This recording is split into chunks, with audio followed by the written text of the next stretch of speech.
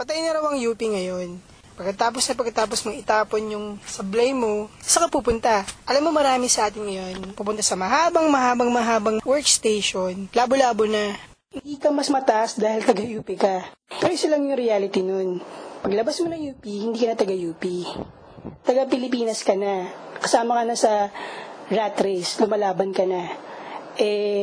Ano nga ba yung binibigay sa'yo ng UP para doon? Tatak lang na taga-UP. Lahat naman tayo lumalaban din ng mga taga-PUP, taga-UE, taga-FEU.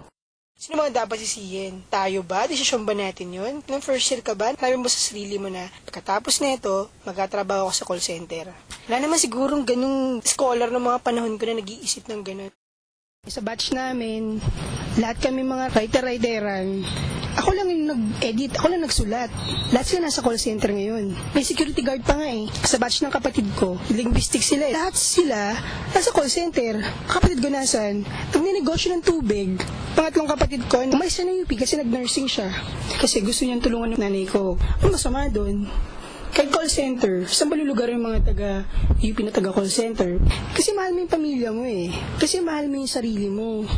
Parang sa tingin ko, hindi ka naman maiiwan talaga at hindi ka mapapandak para dun eh. Bakit nga ba talaga tayo taga-UP? Yun ba dahil kinokondisyon lang na malaya tayo? Pero bakit sa fine arts, bawal na nga maglagay ng mga paintings or drawings sa walls? Bakit pinabubura? Ano ibig sabihin nun ngayon sa panahon ng UP, sa panahon ng globalization, call center at caregivers at nurse? Kailangan mo ng armor.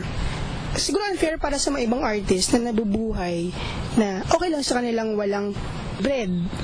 Nagkaroon ako ng depresyon kasi ano nga ba talaga yung definition ko bilang scholar, bilang taga-UP, bilang tao. Pero sigurado ako na simula, ang gusto ko pa rin talaga maging taga-UP na. Gusto ko pa rin talaga magsilbi, gusto ko pa rin na maging ideal sa sarili ko. Makatulog, maging brilliant. Patagal ng patagal, nagugutom na ako. Wala na pala akong pera.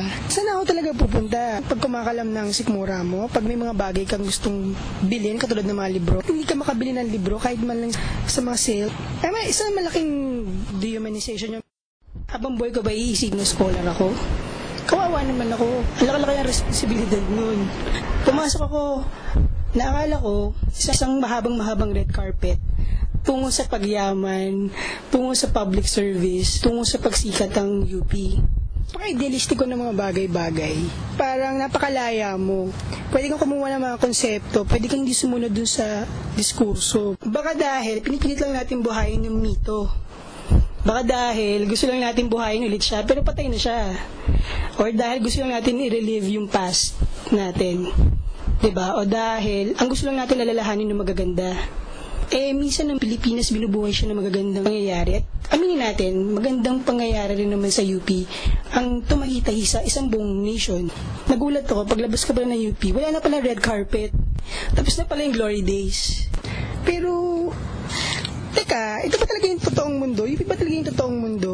O mundo-munduhan lang siya? Pinag-aaral ko yung kapatid ko sa UP ngayon. Laki-laki ng pagbabago doon sa tuition. Wala na diba? Anong pinabayaran mo? Tatak na taga-UP. Wala na masyadong scholarship. Wala nang kompetisyon. Kasi mayayaman na kayong lahat. Patas-patas na kayo. Walang katulad dati na may kaklase akong Bagobo, taga Mindanao, taga Sulu, taga Payatas, may Kapampangan na biktima ng lahar, anak nung mayor sa Makati.